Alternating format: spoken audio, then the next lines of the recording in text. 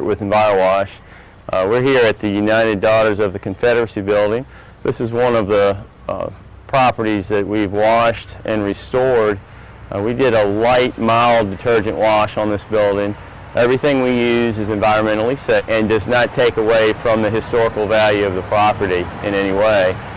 We've been in business for about 10 years here in Richmond, Virginia. This building, along with several other buildings we've done in the state, are on the National Historical Register or the Virginia State Register.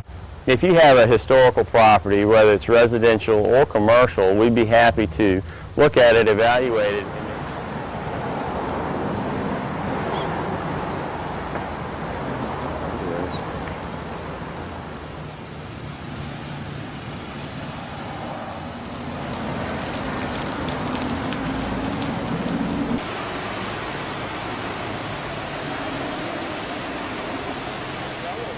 Shave all this stuff on his face and keep a little goatee.